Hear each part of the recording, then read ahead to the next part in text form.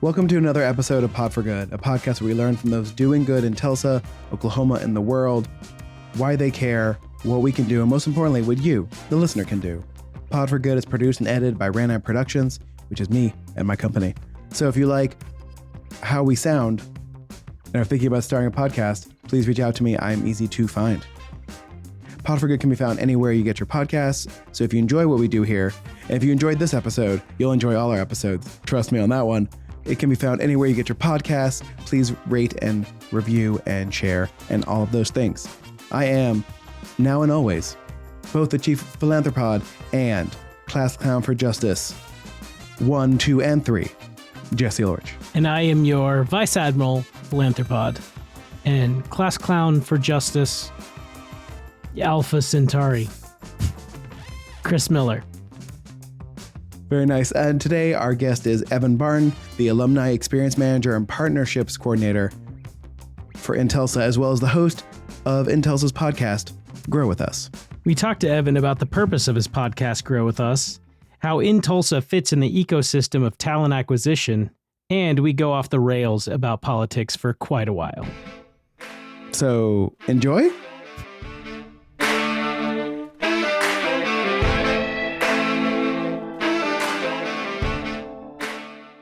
We are very excited to have Evan from InTulsa on the podcast today. Evan, how you doing?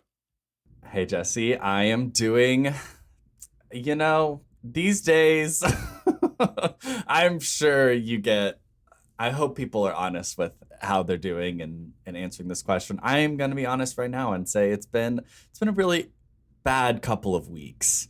I did vote today, which I'm supposed to have felt some type of euphoria from and, really feel like I'm changing the world. But, I'm okay. How about that? A quick note to listeners. Evan and InTulsa are one of Ranam Productions' clients. So I know Evan very well. And the reason I wanted him on is because I've noticed that for his podcast, Grow With Us, which you should all listen to, he keeps getting guests that I also want to interview. And so it made me start thinking about both of our missions and what we're trying to do. And I realized they are, in the Venn diagram, are very well wrapped together. Our listeners can't see this, obviously, but Chris is holding up a puppy that he's fostering. It's very cute. Oh, yes, my puppy. Goodness. What's the audio version of a puppy I could play? I don't know. Is there a puppy drop? Do you have a puppy drop? I don't know if puppy sounds give people the feels the way looking at a puppy does, but we'll find out. Fair.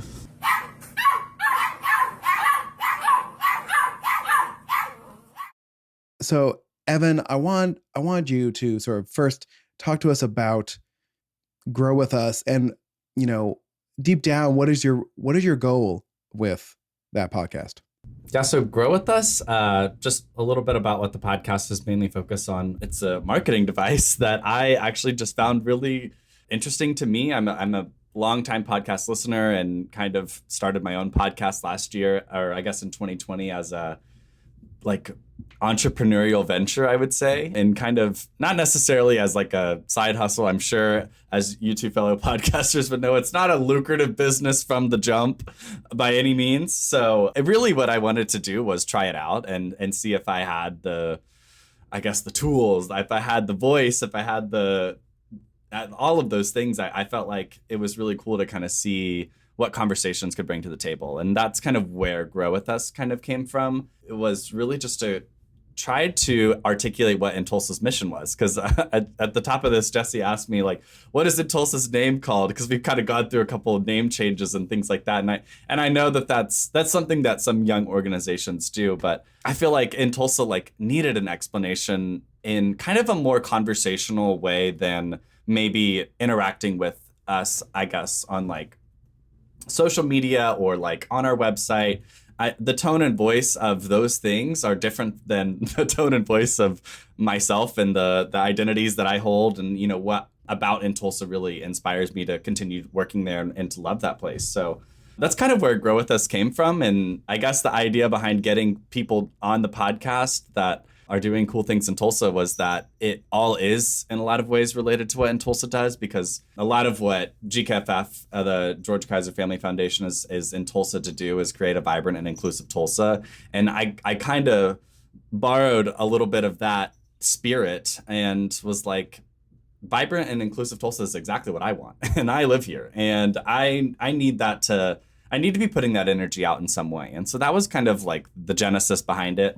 The goal is to, I think for me, let people know that there are some really, really awesome people doing amazing work in the city that might not get the platform because a multitude of reasons. I don't think Tulsa is a very media focused city. Like, it's not like Los Angeles or New York where like you get to kind of hear what everyone, I don't know, you get to hear what everyone's doing, but there's not really a spotlight on the people as much as like I feel some places might have. And so the more platforms I can give, the more conversations I can have with people so that they can talk about the things that are really, really important to them and their personal missions. That's like, that's the goal, I guess, is to just keep doing that. And I'm finding that people are responding to it really well, which is cool. I don't know, like we just released an episode last week, or not last week, but 2 weeks ago with Tracy Spears that, God, I love that episode. It was just, it didn't hit me until we posted it, just like how meaningful it was to me that we were talking about our queer experiences on a professional podcast for a company that's trying to attract people to Tulsa. And I don't know, hearing queer people's experiences like that and in that vein, like, just really got to me, especially in June. Like, this is gay Christmas for all who don't know. June is our month. Well, we both, even though this episode of Pod for Good came out on Thursday, technically tomorrow, maybe your episode with the fairy pod mother of Pod for Good will come out, Marcia Bruno Todd, who I swear it's got a great radio voice. Like, she needs a podcast of her own. She just sounds so mature and she could read children's books, right? She can read anything. So, just, like, what's funny is like like I do, has a podcast voice. Hers is like deeper and slower, and I'm just like, I wish I could do that. I mean, this is as slow as I get. Yeah, I got to take out all my filler words. I'm still working on the whole. Can I like? I just still am talking the way that I talk, and that works for some people, and I'll work on it one day. I wasn't sure if we're quite ready to jump into Pod for Sad territory yet. I think it's Pod for Angry. Is that what it is? I think so, because I'm less I'm more angry than I am sad. Well, because I'm always curious for the people who are trying to build Tulsa into a vibrant and inclusive place, when it feels like the state is trying to do the opposite to Oklahoma overall. Yeah. So how do you fight that battle? How do you encourage people to move here, to create a better place here in Tulsa, when it feels like we're battling against the state at the same time? Oh, yeah, that's a great question. Just because this has been like my thoughts of being an Oklahoman for, however long, almost 24 years now, like just knowing that anything that I do as a queer person or anything that I do as someone that like isn't like me in that way, like it's such a difficult battle, obviously. I think what really kind of keeps me going is the fact that I have been in this community now as an adult and kind of navigating it on my own and seeing it for what it really is. And if you look at Tulsa and kind of the ecosystem that we're creating, I see everything that I want to have in Tulsa. Obviously, the rest of the state does not reflect that. And even if you go outside of downtown, maybe you might get differences of opinions, both politically and all of those things. But I really do think that it has to start somewhere. The good fight. We all hear these things. Like I kind of got into so many situations, I guess maybe in Tulsa, not the company, but in the city, and kind of my experiences throughout my life, I guess, that I think I keep confronting this like challenge of, if you want something, you have to build it. And it's so frustrating to me to confront that so many times, because I'm like, we're in 2022. I want my gay spaces. I want my indigenous spaces. I want my like spaces where my identities are incorporated into the people, the fabric, the way that they treat each other, all of those things. And it's so sad. That's the kind of like, we have the reality check of, we're in Oklahoma, we're in a state where it's been red for a really long time. All of the people that don't like us are here, apparently. So I don't know. It's a long battle, and it's never going to be won, it feels like. But I do feel like the light at the end of the tunnel, or at least the light like along the tunnel, is that there's awesome people here. There's amazing people here that one person can change one person's life. And I've seen that happen so many times, either through the work that we do in our organization or just through like just conversations about why we love Tulsa. Like our whole organization is set up to convince people to move to Tulsa. And that's because all the people that work there love it. And I guess because that's what we make out of it, what we can and what we want. But there is the reality check that we all have. And that's a hard battle. I've always been fascinated by the sort of divergent problems that organizations, especially ones that GKFF fund, where they are trying to make Tulsa different. And the way they want to make Tulsa different requires a combination of bringing other people here, pouring in money into certain sectors and whatnot. And like all of those things technically should probably over time liberalize an area, which is not something they can say publicly or advertise. But if that's not in the list of goals, it's in the list of outcomes. And so I'm like the big foundations. Jesse, vibrant and inclusive, not liberalize. Yeah. Vibrant and inclusive. Vibrant and inclusive. Yeah. And here's the thing, like you can have a vibrant and inclusive place with people of all different political stripes. It's how far those political stripes go is where problems come. Well, and a vibrant and inclusive place can, as you said, include disparate political identities when you create balance, right? I mean, there are plenty of states that are not truly blue or red. Well, not plenty, but there are at least a few, right? And they have created vibrant and inclusive spaces, some of which are very blue and some that are very mixed, very purple. So it can happen. It's just we live in a state that is very far the other direction. And so you wonder, are you going to create eventually a situation more like, say, a Georgia, where you've got sections or large swaths of the Midwest, right? Where you've got urban areas that are very concentrated blue, and then suburban and rural that are very red. And as you add more population to the urban areas, you start to swing the overall state. Yeah, it's like, do we want to be Georgia or do we want to be Texas, right? Because Texas has Austin and San Antonio and Houston, right? But it's not enough. Georgia, at least recently, right, with Atlanta and its suburbs, have sort of changed that balance. But like, do we want a diverse and inclusive like oasis in the middle of a desert, or do we want a whole diverse and inclusive state? Yeah, I know what we want. Yeah, I'm just saying I know what us three want. Yeah. I mean, I also like want to think about, I'm sitting here looking at you guys and also looking at my Oklahoma flag that I have hanging up in my room proudly. And it's making me think of just like how Oklahoma has such a potential to be not a Texas and to not be a Georgia and to be such a unique landscape for so many different things. And the first one that comes to mind for me is as an indigenous, like, not utopia, but like a place where indigenous nations like actually have the autonomy and sovereignty that is completely different than other states. I think we should be fair to the fact that like, we're using terms like liberal and conservative that aren't actually accurate anymore. And it's just what the terms we used. And so we stick with them. But that's really not what's happening. Obviously, we're trying to bring people to Tulsa. These are numbers. These are people that like do hopefully, really align with like the vibrancy and the inclusiveness that I ascribe to. And I feel like I don't know, we're bringing more people in, and I hate that's only one of the solutions that we need to keep in mind, but that is happening. And I feel like it's bringing in people also that like think about politics differently, think about like rural areas or urban areas differently than like maybe the people that are, we're kind of, I feel like Tulsa is just, and really Oklahoma is such like a huge mountain. And maybe people coming into town are like really helpful in overcoming that mountain. So that's why I'm like bring them on in, bring the people in that might be able to help us. And I don't know, numbers is one thing, but we also got to get the follow along. That is actual change.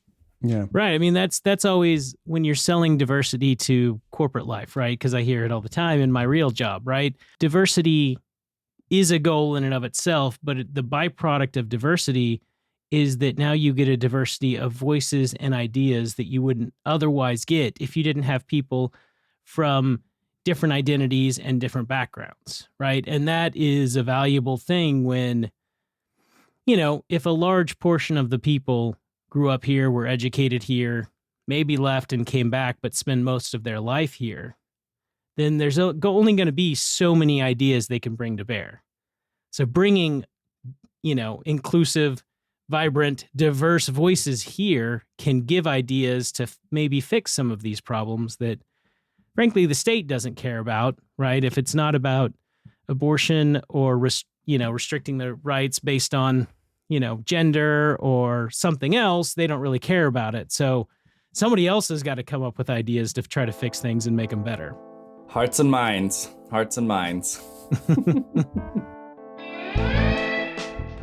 If you're like me, you might hear estate planning and go, ugh, gross. You might think to yourself, I'm not sure why I'd bother with that. Estate planning is only for the uber rich. Tallgrass begs to differ. Tallgrass founding attorneys Laurel and Riley think everyone should have an estate plan. They know estate planning seems untouchable to a lot of folks, like something you have to do inside a stuffy law firm of Stuffy McLawyer Pants Esquire. But I promise you, Tallgrass is nothing like that. For one, they work out of their home so their clients can feel at home. They obsess, because they're nerds, over making clients feel like they belong and are supposed to be there. Also, their kids might make an appearance. They will take time to answer all of your questions, even the uncomfortable ones. They will work relentlessly to make sure your plan's exactly what you need to feel secure and at peace. So if you've been putting off planning for what's going to happen after you've gone, it's time for you to give Tallgrass a call at 918-770-8940 and start your plan today. Or visit their website at tallgrassesstateplanning.com and schedule a free initial consultation. For free!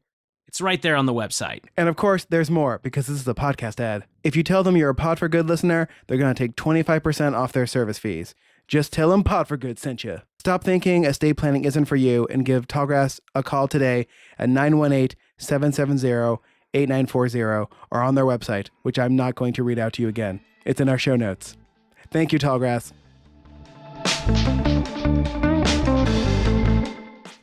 In the plethora of organizations that are working on DEI, economic development, etc.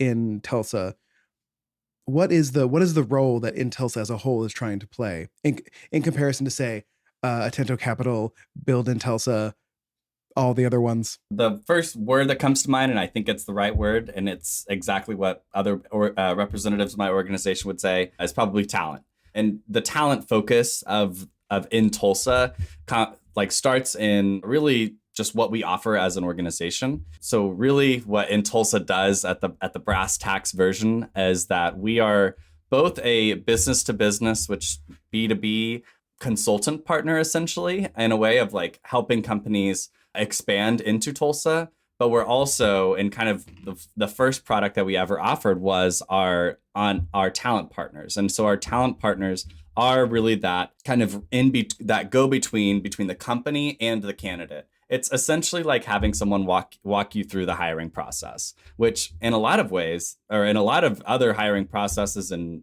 you really never get that. You don't. That's why I feel like what InTulsa does is kind of unique, because one of the things that we do is help with candidate prep. And so these people that are engaging in hiring processes that they, maybe they haven't changed a job in 10 years. They might be out of the game. They might have never done a Zoom interview.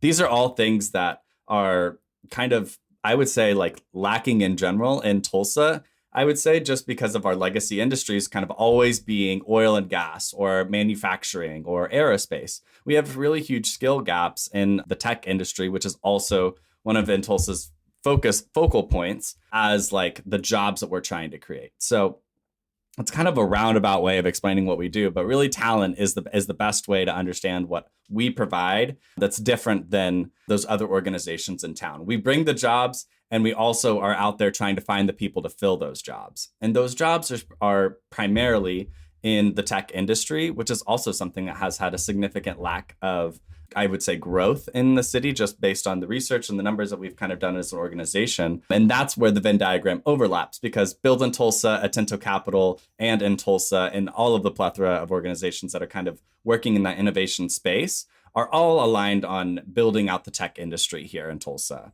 InTulsa primarily works with the tech industry. And what we think about the tech industry, we think of 6 particular talent pools, which are going to be software and engineering, sales and business development, operations, marketing, finance, and customer success. And we like to think about customer success as like the person that you call to troubleshoot any problem. We want to fill those roles, and that's kind of like customer success is really helping a company make sure that their customers are using their product the way that it's supposed to. Do you have anything, Chris?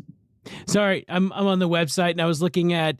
I love the spot where it compares Tulsa versus other cities. I hadn't seen that. I like that, where it's like some of the cities that we were obviously competing with talent, and it compares like cost of living, cost of real estate, rent costs. I just thought that's a really cool tool to put in front of someone to say, hey, we've got all this cool stuff, and also here's some money reasons why you might want to move here.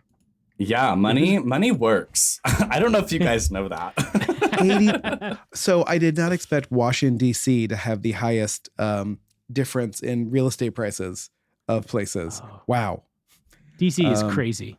Yeah. Evan, I know you sort of give this pitch at the end of every Grow With Us, which again, everyone should subscribe to. It's available anywhere podcasts can be found.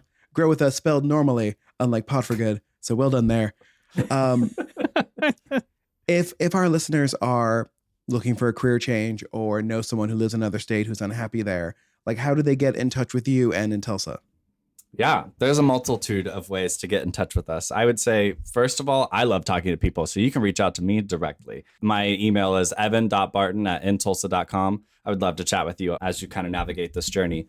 But more broadly, there's a couple of different ways. I think to speak about relocation first, there's 2 ways to come to Tulsa, to get relocated to Tulsa that's paid for. There's one where you come with a job through the Tulsa Remote program. And there's 2 where you are looking for a job and you're a high, or really what we like to think, there are certain companies that we work with that we help people relocate to Tulsa. If you're open to relocating to Tulsa and you are living anywhere outside of Oklahoma, and you qualify for one of our jobs and are considered as a candidate, that's a way to get to Tulsa. We will literally pay you to move here.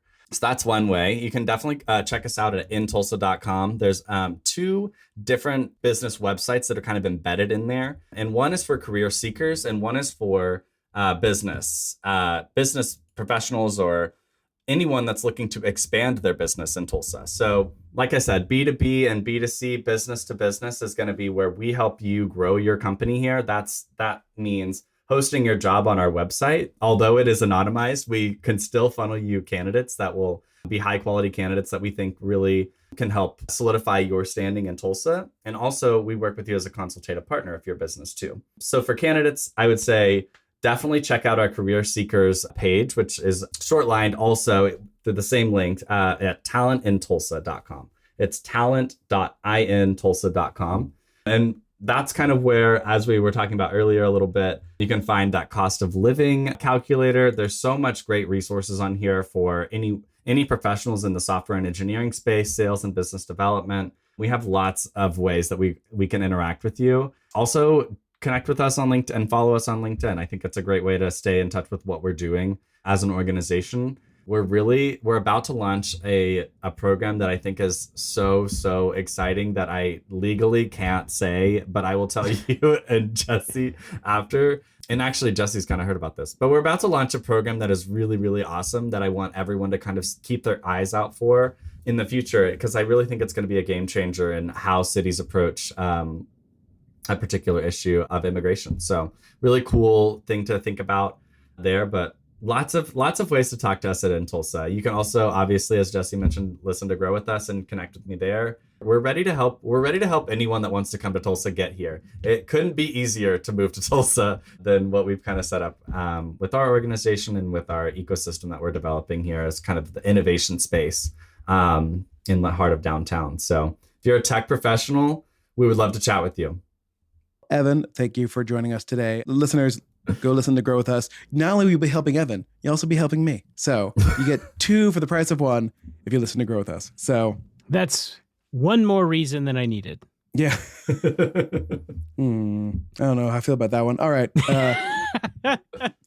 Evan, thank you.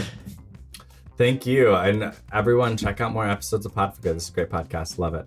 Thank you. Hopefully they've listened this far. They're already like 100% bought in on whatever this is that we do.